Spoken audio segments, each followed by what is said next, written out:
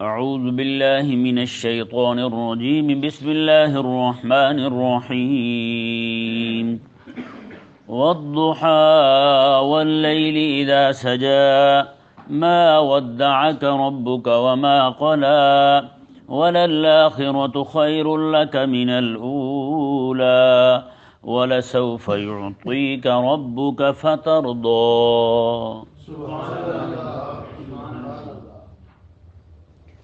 یہ سورۃ ضحیٰ مکہ مکرمہ میں نازل ہوئی. پچھلی جو سورۃ واللیل ہے، حضرت سیدنا ابو بکر صدیق رضی اللہ تعالی عنہ پر کافروں نے اعتراض کیا تو اللہ تبارک و تعالی نے حضرت ابو بکر صدیق کے دفاع میں سورہ واللیل نازل فرمائی. اور آقا علیہ السلام کی ذات اقدس پر کافروں نے اعتراض کیا تو رب تبارک و تعالی نے سورۃ ضحیٰ نازل فرمائی. اور مزے کی بات دیکھیں، پچھلی جو صورت ہے اس میں واللیل اذا یغشی فرمایا کہ رات کی قسم جب وہ چھا جائے. وہاں بات شروع کی تو رات سے، اور یہاں حضور کی بات آئی، بات شروع کی تو دن سے. والضحیٰ چاشت کے وقت کی قسم. اچھا، وہاں واللیل اذا یغشی والنہار اذا تجلی، پہلے رات کا ذکر پھر دن کا ذکر. یہاں پہلے والضحیٰ واللیل اذا سجی، پہلے دن کا ذکر بعد میں رات کا ذکر. اس میں ایک بڑا لطیف اشارہ ہے اس بات کی طرف کہ حضرت ابوبکر صدیق رضی اللہ تعالیٰ عنہ نے آقا علیہ السلام کے تبلیغ فرمانے پر اسلام قبول کیا. اور کریم آقا صلی اللہ علیہ وآلہ وسلم جو ہیں، آقا نبی جو ہوتے ہیں نا، وہ زندگی ساری ہر طرح کے عیب سے معصوم ہوتے ہیں، کفر سے، شرک سے، گناہ سے.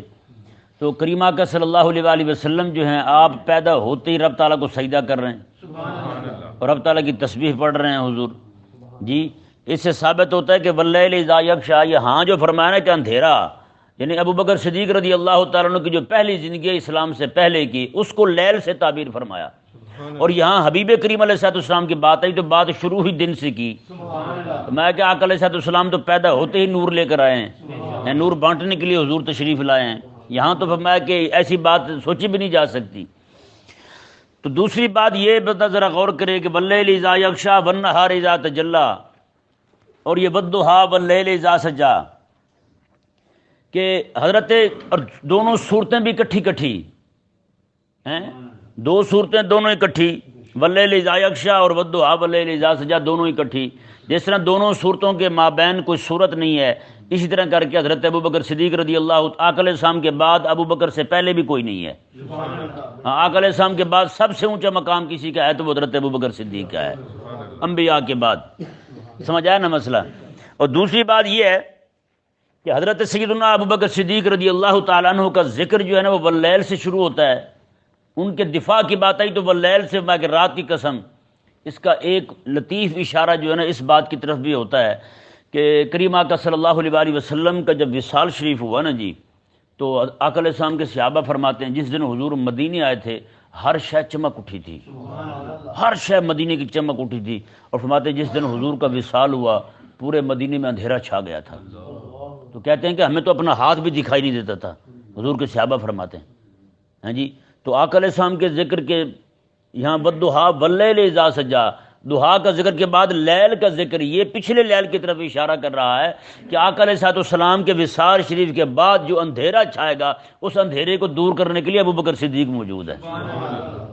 اس اندھیرے کو دور کرنے کے لیے، اس رات کو، اس کی تاریکی کو دور کرنے کے لیے ابوبکر صدیق موجود ہے. یہی وجہ ہے کہ آقا علیہ السلام کے صحابہ فرماتے ہیں آقا علیہ السلام کے وصال شریف کے بعد اتنے فتنے کھڑے ہو گئے، منکرین ختم نبوت ان کا فتنہ، مدعیان نبوت کا فتنہ، اور اس کے بعد حرکت البغایا، رنڈیوں کی ایک تحریک کھڑی ہو گئی یمن کے اندر. نعوذ باللہ من ذالک، عورتیں جو ہے ننگا ناچ کرتی تھی، رات کو ڈانس کرتی، اور پھر اور لوگوں کو دعوت دیتی زنا کرنے کی. اسلام چھوڑ دیا انہوں نے، مرتد ہو گئیں.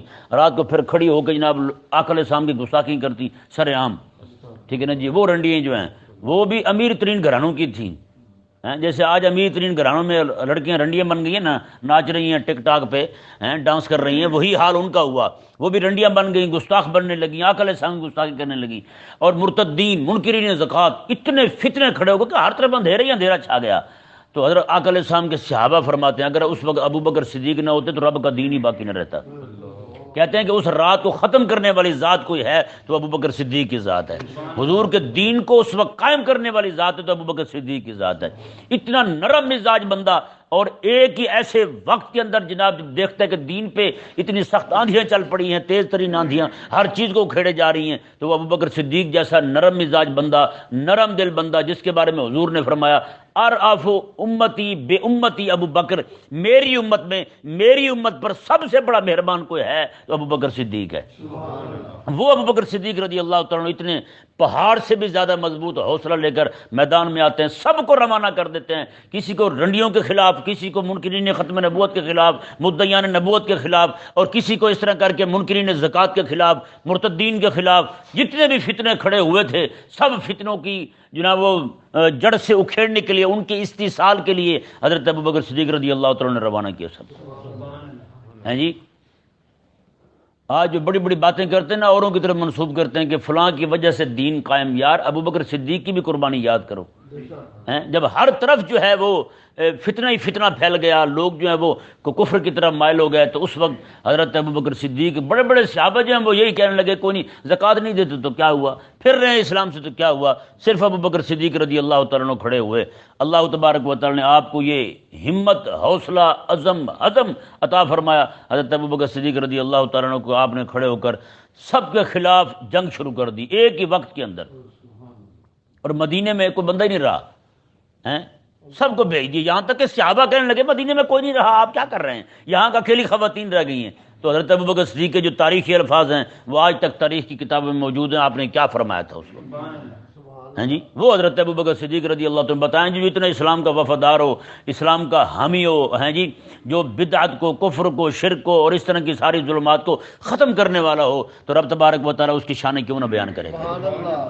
اچھا جی، دوسری بات یہ کہ اس میں رب تبارک و تعالیٰ نے ارشاد فرمایا کہ والا سوف یؤتیک ربک فترضی، حبیب ان قریب آپ کو اللہ اتنا دے گا کہ آپ راضی ہو جائیں گے.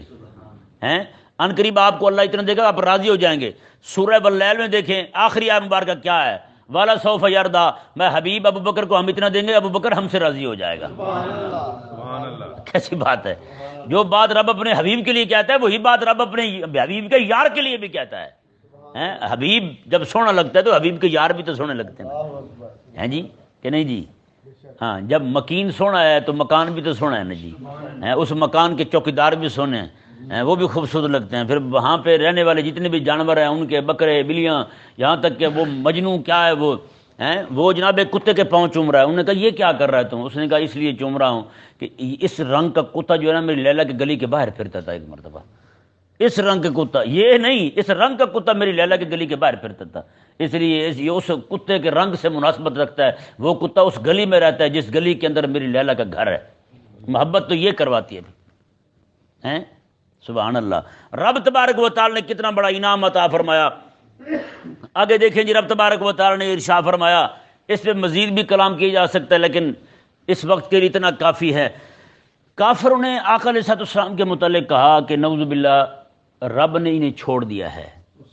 نعوذ باللہ ثم نعوذ باللہ. ان کمینوں نے بکواس اور کی تھی رب تعالیٰ کے بارے میں. ایک اور لفظ انتہائی کبھی، ہمارے اہل اسلام کے نزدیک سب سے غلط ترین لفظ جو ہے نا، یعنی کہ کبھی ترین لفظ جو ہے، ناپسندیدہ ترین لفظ جو ہے وہ شیطان ہے. ان ذلیلوں نے رب کے لیے یہ لفظ بولا، اور انتہائی افسوسناک بات ہے آج رب تبارک و تعالی کے لیے رب کی بے ادبیاں کرنے والے، رب کی گستاخیاں کرنے والے لوگ جو ہے نا سر عام پھرتے ہیں، اپنے آپ کو فیمنسٹ، ملحد، بے دین، پتہ نہیں کیا کیا کہتے ہیں. رب تبارک و تعالی نے ارشاد فرمایا جی دیکھیں، والضحیٰ واللیل اذا سجا، فرمایا کہ چاشت کے وقت کی قسم، واللیل اذا سجا، اور رات کی قسم جب وہ چھا جائے. یہ دو قسمیں ارشاد فرما کے رب تبارک و تعالی نے صرف یہ بتایا کہ کافروں نے کہا ہے کہ میرا حبیب جو ہے وہ اس کے رب نے چھوڑ دیا ہے اور میرا حبیب پریشان بیٹھا ہے ان کی بات سن کے. رب نے دو قسمیں اٹھائیں ہیں. رب نے فرمایا والضحیٰ واللیل اذا سجا. علماء یہ فرماتے ہیں کہ یہ ضحیٰ اور لیل سے مراد جو ہے نا، وہ ضحیٰ سے مراد کریم آقا علیہ السلام کا چہرہ ہے، جی حضور کا چہرہ ہے. اور میں واللیل اذا سجا، اور رات سے مراد حضور کی زلفیں ہیں، ہاں جی حضور کی زلفیں ہیں۔ تو رب تعالیٰ نے دو قسمیں ارشاد فرما کے محبوب کو کہا، جیسے کوئی پریشان بیٹھے ہو تو ابا کہتا ہے میرا سونا پتر میرا میٹھا ہوئے، کہتا نہیں، کہتا میرا مکھن میرا چن، کہتے ہیں میری چڑی اپنی بیٹی کو کہتے ہیں۔ تو رب تبارک و تعالی نے کیا فرمایا، سبحان اللہ، میں والضحیٰ واللیل اذا سجا، فرمایا حبیب تیرے رخ والضحیٰ کی قسم ہے، زلف واللیل کی قسم ہے، حبیب مجھے قسم ہے تیرے زلف واللیل کی، تیرے رخ والضحیٰ کی، ما ودعک ربک وما قلی، اور نہ تو تیرے رب نے تجھے چھوڑا ہے، نہ ہی تیرے رب تجھ سے ناراض ہوا ہے۔ کلا کا معنی ہے تیرے رب نے تجھے ناپسند نہیں کیا، وہ تو پسند ہے اپنے رب کو، ہیں تو اپنے رب کا پیارا ہے، محبوب پیارا ہے، مجھے قسم ہے تیرے چہرے کی، تیرے زلف واللیل کی، حبیب پریشان کیوں ہوتا ہے، تیرے رب نے نہیں چھوڑا تجھے، ہیں کیسی تسلیاں دیتا رب اپنے حبیب کو، ہیں اللہ اکبر۔ آگے رب تعالیٰ نے فرمایا کہ یہ کہتے ہیں کہ آپ کو چھوڑ دیا ہے، میں حبیب الآخرۃ خیر لک من الاولی، حبیب آپ کی ہر آنے والی گھڑی جو ہے نا رب تبارک و تعالیٰ کی اور قریب کرنے والی ہے، آپ والآخرۃ خیر لک من الاولی، ہر آنے والی گھڑی جو ہے آپ کے لیے بہتر ہے، ہر حوالے سے بہتر ہے۔ حبیب آج آپ اکیلے کھڑے ہیں، کل کو ابو بکر آپ کے ساتھ ہوگا، عمر آپ کے ساتھ ہوگا، عثمان ساتھ ہوگا، علی ساتھ ہوگا، آپ مدینے میں جائیں گے انصار ساتھ ہوں گے، احد میں جائیں گے آپ کے آگے پیچھے آپ کے غلام ہوں گے، بدر میں جائیں گے آپ کے غلام آپ کے سامنے کھڑے ہو جائیں گے، آ کے دشمن کے ساتھ لڑیں گے۔ حبیب آپ بدر حنین جائیں گے، تبوک جائیں گے، جہاں بھی آپ جائیں گے حبیب آپ کے غلام بڑھتے ہی چلے جائیں گے۔ ہاں جی فرمایا کہ پھر تیرے والآخرۃ خیر لک من الاولی، حبیب تیری ہر آنے والی گھڑی جو ہے پچھلی گھڑی سے بہتر ہوگی، تیرے دین پر حملے بھی ہوں گے، ان حملوں کو روکنے کے لیے ہم کبھی ابو حنیفہ کو کھڑا کریں گے، کبھی احمد بن حنبل کو کھڑا کریں گے، کبھی مالک و شافعی کو کھڑا کریں گے، کبھی ہم جناب آپ کے دین کے دفاع کے لیے، آپ کے دین کو نیا کرنے کے لیے مجدد الفسانی کو کھڑا کریں گے، کبھی احمد رضا کو کھڑا کریں گے، کبھی مولوی خادم حسین کو کھڑا کریں گے۔ تو میں آپ کے دین کا دفاع کرنے کے لیے والآخرۃ خیر لک من الاولی، میں حبیب پھر یہی آپ کا دین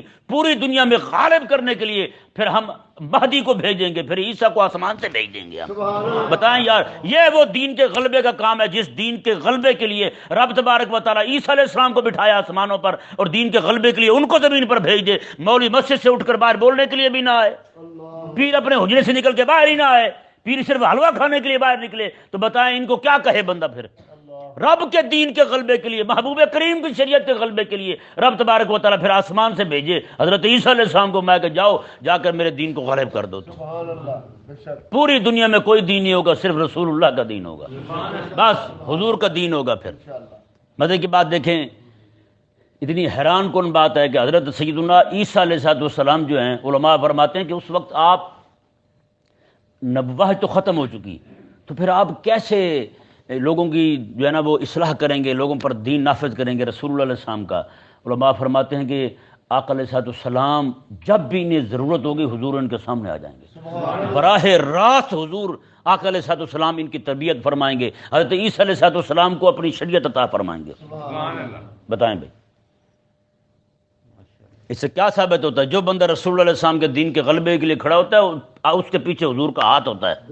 ہاں عیسیٰ علیہ السلام علماء نے ہمارے لکھ دیا ہے، عیسیٰ علیہ السلام جب آپ کو جب بھی ضرورت پڑے گی آقا علیہ السلام اسی وقت براہ راست رہنمائی فرمائیں گے۔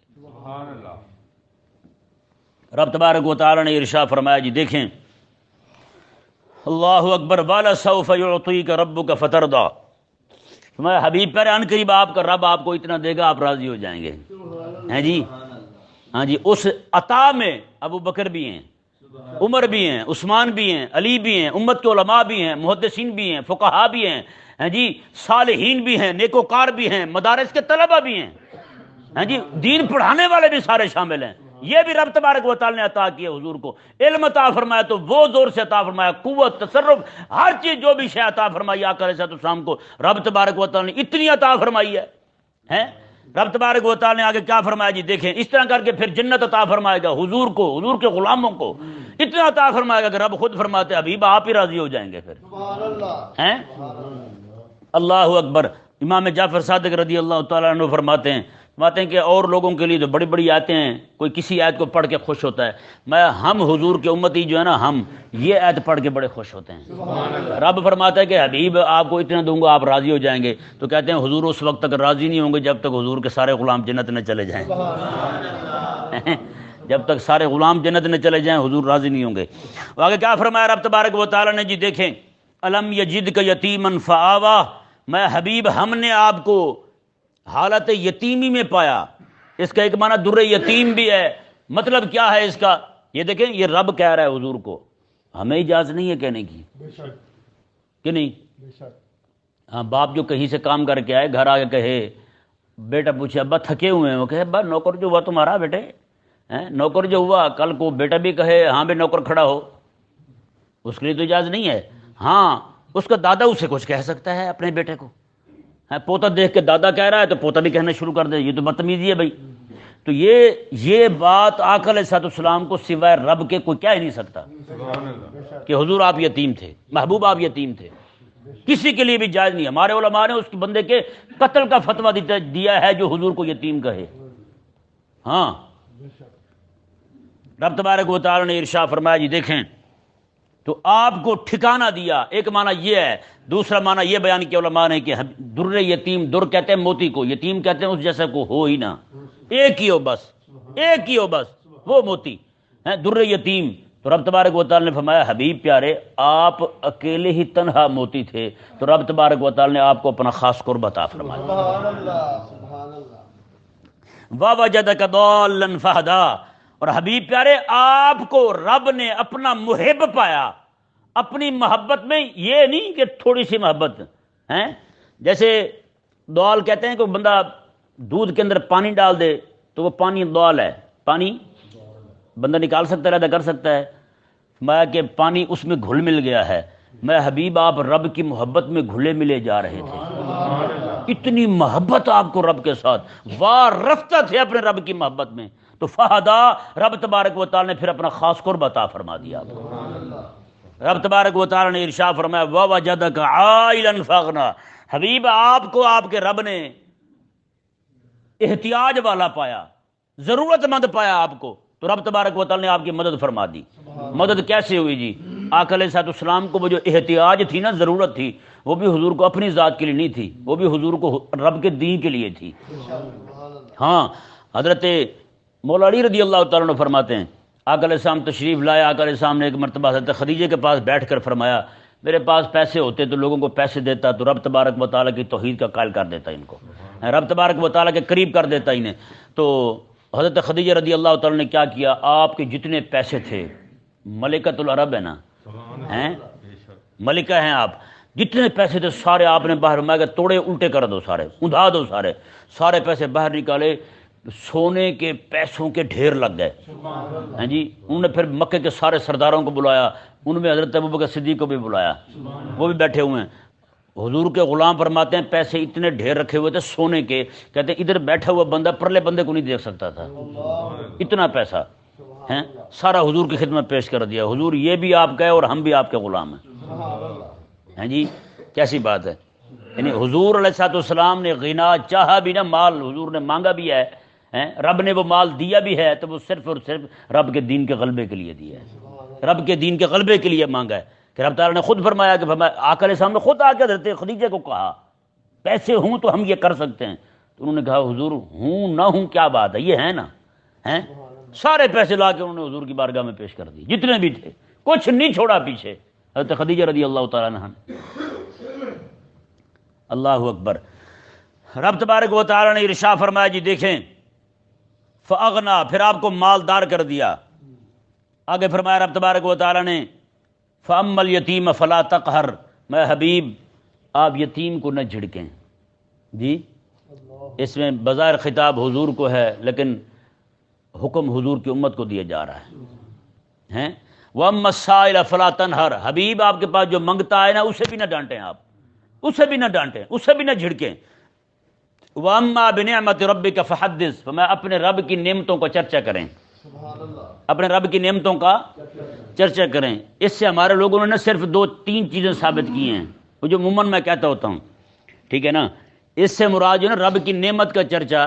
رب تبارک و تعالیٰ نے عمر آپ کو اتنی عطا فرمائی ہے کہ آپ بالغ ہو گئے ہیں، داڑھی ہو گئی ہے، اسے بڑھانا، اسے بنا سنوار کے رکھنا، یہ بھی رب کی نعمت کا چرچا ہے کہ نہیں؟ یہ بھی رب تبارک و تعالیٰ کی نعمت کا چرچا ہے۔ رب تبارک و تعالی نے آقا علیہ السلام کو بدر میں، احد میں، تبوک میں ہر جگہ فتح عطا فرمائی۔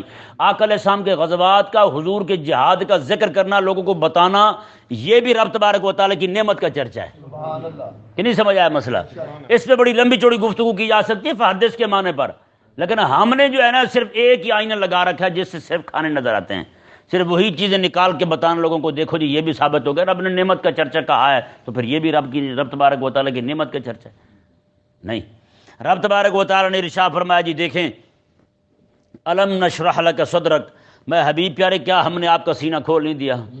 ہاں جی، اللہ اکبر۔ ایک جگہ قرآن میں رب تعالی نے فرمایا کہ شرح صدر افمن شرح اللہ صدرہ للاسلام فہو علی نور من ربہ، میں رب تبارک و تعالی نے جن کا سینہ اسلام کے لیے کھول دیا ہے، رب تبارک و تعالیٰ کے امر پر، رب تبارک و تعالیٰ کے نہی پر، رب تعالیٰ کے اوامر و نواہی دونوں پر شرح صدر کے ساتھ بالکل کھلے دل کے ساتھ انہیں تسلیم کرتے ہیں، انہیں کسی مسئلے پہ کوئی اعتراض نہیں ہوتا، رب تعالیٰ کے دین کے کسی معاملے میں انہیں کوئی شک نہیں ہے، کوئی شبہ نہیں ہے، کچھ بھی نہیں ہے، رب تعالیٰ کے ایک ایک حکم کو ماننے والے ہیں مسلمان۔ رب تبارک و تعالیٰ نے فرمایا وہ لوگ، اچھا فَهُوَ عَلَى نُورٍ مِّن رَبِّهِ، یہ وہ ساری جماعت ہے جن کا سینہ رب نے کھولا ہے، یہ رب تبارک و تعالیٰ کی طرف سے عطا کردہ نور پر چل رہے ہیں، اسی نور کی روشنی میں چل رہے ہیں یہ لوگ۔ اس سے کیا ثابت ہوا؟ رب تبارک، اب دیکھیں پوری کائنات میں سب سے بڑے عقل والے حضور ہیں، ہاں جی، رب تبارک و تعالیٰ نے سارے احکامات حضور کو عطا فرمائے، اگر ان پر اعتراض بنتا ہوتا تو سب سے پہلے حضور ہی کرتے ہیں۔ تو اس سے ثابت کیا ہوا؟ جب سب سے کائنات میں سب سے بڑے عقل والے امام الانبیاء، سارے نبیوں سے بھی دانا، سارے نبیوں سے بھی فہیم ہستی اور ذات جس کا نام ہے تو امام الانبیاء علیہ السلام ہے، انہیں اعتراض نہیں رب کے احکامات پر، اور آج کے گند کھانے والے، ٹٹی کھانے والے، انہیں اعتراض ہے رب تعالیٰ کے احکامات پر۔ ایک بزرگ ہے، ان کے پاس ایک بندہ آگے کہنے لگا جی یہ کیوں ہے تو وہ کیوں ہے، رب تعالیٰ نے یہ کیوں کیا وہ کیوں کیا؟ انہوں نے کہا بات سنو، یہ بتا کہ ایک بکری ہے وہ گھاس کھاتی ہے، وہ مینگنی کرتی ہے، گدھا گھاس کھاتا ہے تو لید کرتا ہے، وہ بکری گائے بھینس جو ہے گھاس کھاتی ہیں تو وہ لید کرتی ہیں، گوبر کرتی ہیں، تو یہ آخر کیوں ہے ایسا؟ خوراک ایک ہے تو یہ فرق کیوں ہے آخر ان کے فضلات میں؟ اس نے کہا یہ مجھے پتہ نہیں ہے۔ اس نے کہا تیرا جو علم ہے نا وہ ابھی تک یہی ہے کہ تو ان کی ٹٹی پہ تحقیق کر، تو ان کے پخانے پہ ریسرچ کر، تو رب تبارک و تعالیٰ کے احکامات پہ اعتراض کرتا پھرتا ہے، تجھے عقل نہیں آتی، بڑا کمینہ بندہ ہے تو۔ ایک ہی بات سے اس کی طبیعت صاف ہو گئی، ایسے جناب احمق ہے جنہیں کوئی پتہ ہی نہیں ہے۔ اچھا مزے کی بات، جنہیں اپنے ابے کے بارے میں تحقیق نہیں ہے اور رب تعالیٰ کے احکامات پہ تحقیق کر رہے ہیں، رب کے حکم پہ ریسرچ کر رہے ہیں، یہ کیوں ہے تو وہ کیوں ہے۔ رب تبارک و تعالیٰ نے ارشاد فرمایا سبحان اللہ، الم نشرح لک صدرک، میں حبیب پیارے کہا ہم نے آپ کا سینہ کھول نہیں دیا؟ ہیں جی، پھر جو بندہ حضور کے سینہ اقدس کے سامنے سے گزرتا گیا نا جی، ہیں جو بندہ حضور کے سینہ اطہر کے سامنے سے گزرتا گیا، اللہ تبارک و تعالیٰ سب کا شرح صدر فرماتا گیا۔ اور یہی وجہ ہے کہ سب سے پہلے، سب سے زیادہ جس بندے کا اس دنیا کے اندر شرح صدر ہوا ہے وہ حضرت ابوبکر صدیق کا ہوا ہے، حضرت ابوبکر صدیق کا ہوا ہے۔ جب بھی کوئی ایسا حکم آتا تھا نا، یعنی کچھ لوگ جو ہیں وہ یہ سمجھتے تھے کہ ایسا کیوں ہے، حضرت ابوبکر صدیق اس وقت بھی نہیں کہتے تھے ایسا کیوں ہے۔ حدیبیہ میں جب بظاہر یہ لگ رہا تھا شرطیں مسلمانوں کے خلاف ہیں، آقا علیہ السلام نے فرما دیا ٹھیک ہے، دستخط کر دیے حضور نے، سارے صحابہ پریشان ہیں، صرف ابوبکر صدیق مطمئن کھڑے ہیں، صرف حضرت ابوبکر صدیق مطمئن ہے، سارے پریشان، ایسا کیوں ہو گیا؟ ہم تو عمرہ کرنے آئے تھے، ہمارے بندے پکڑے جائیں گے تو وہ نہیں چھوڑیں گے، ہمارے پاس ان کے بندے آ گئے تو ہم چھوڑیں گے، یہ کیوں ہے آخر؟ سارے بندے پریشان ہیں، سارے صحابہ پریشان ہیں، یہاں تک کہ آقا علیہ السلام گئے، سب کو فرمایا کہ اوے سارے حجامت کروا لو اپنی، یعنی کہ بال منڈوا لو اپنے تو احرام کھول دو، سارے گمسم بیٹھے ہوئے، کسی کو پتہ ہی نہیں چل رہا۔ آقا علیہ السلام تشریف لائے گھر، اپنی خیمہ مبارکہ میں اپنی زوجہ محترمہ حضرت ام سلمہ کو کہا کہ یہ معاملہ ہے۔ انہوں نے کہا حضور وہ اسی غم میں مبتلا ہیں کہ ایسا ہمارے ساتھ کیوں ہوا ہے، آپ اس طرح کریں نا، اپنی بال مبارکہ منڈوا لیں تو باہر جب جائیں گے سارے دیکھ کے آپ کو وہ بھی منڈوانا شروع کر دیں گے،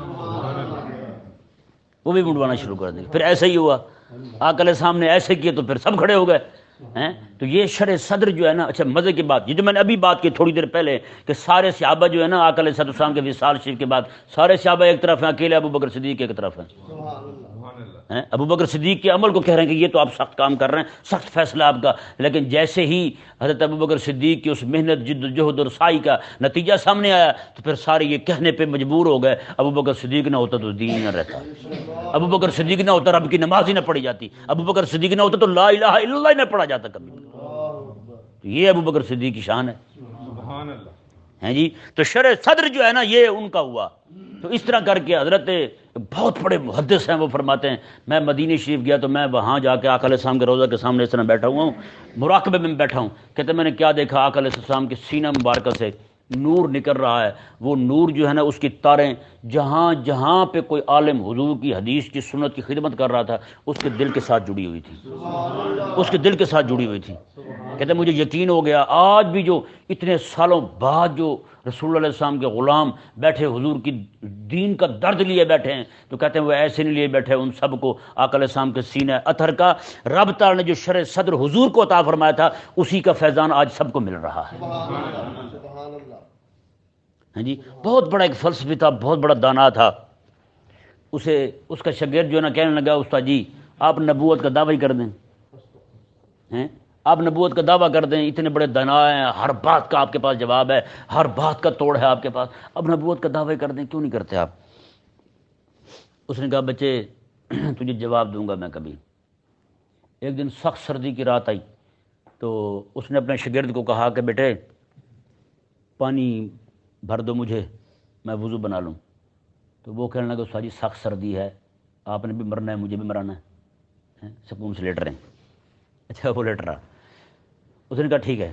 کچھ دن گزرے، اس نے کیا دیکھا کہ سخت آندھی ہے، بہت تیز بارش ہے، اتنی بارش میں کھڑا ہو کے نا ایک بندہ مؤذن مسجد میں اذان دینے لگا، مسجد میں کھڑا ہو کے بندہ اذان دینے لگا۔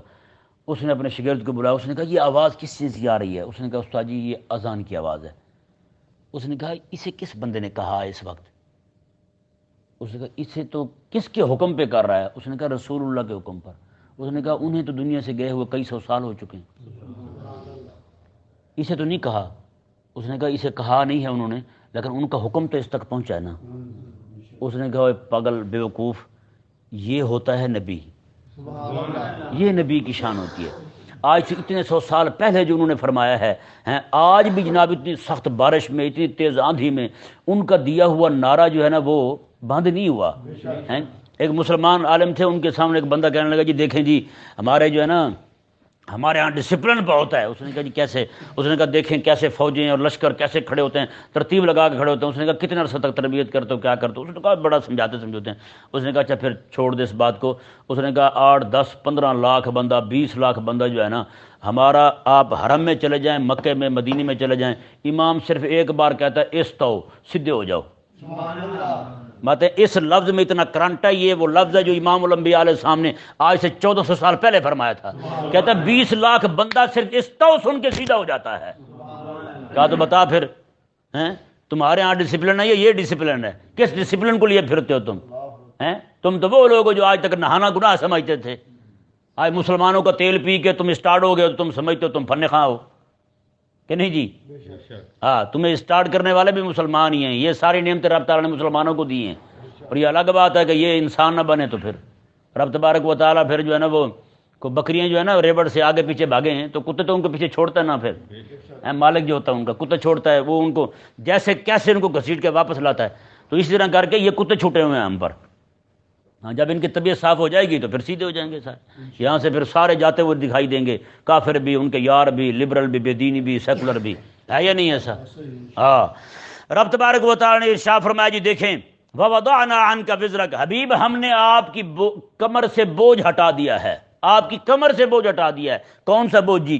الَّذِي أَنْقَضَ ظَهْرَكَ، جس بوجھ نے آپ کی پیٹھ توڑ دی تھی۔ اتنا بوجھ حضور پر، آقا علیہ السلام پر، 2 بوجھ تھے، ایک تو امت کی فکر تھی اور دوسرا یہ تھی کہ کافر کلمہ پڑھ لیں۔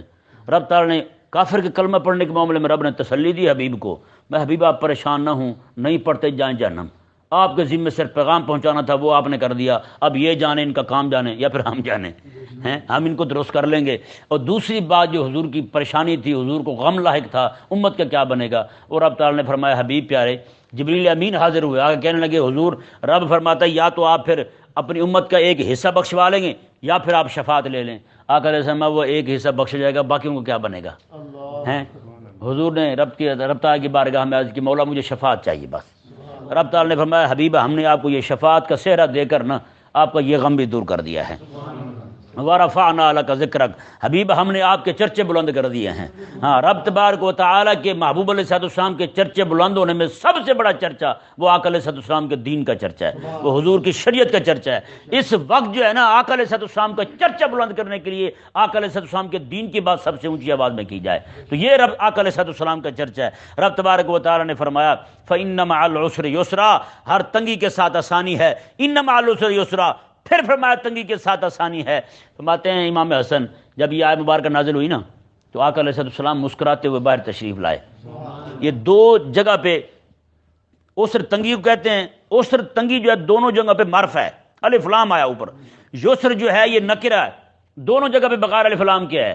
تو یہ قاعدہ ہے جہاں پر معرفہ جو ہے وہ دو بار آئے اور نکرہ بھی تکرار کے ساتھ آ جائے تو معرفہ جو ہے نا وہ ایک بار مراد ہوگا، نکرہ دو مراد ہوں گے۔ کہتے ہیں حضور مسکراتے ہوئے باہر تشریف لائے، آقا علیہ السلام نے فرمایا دو تنگیاں یہ دو آسانیاں جو ہیں ان پر ایک تنگی کیسے غالب آ سکتی ہے، یہ حضور نے فرمایا۔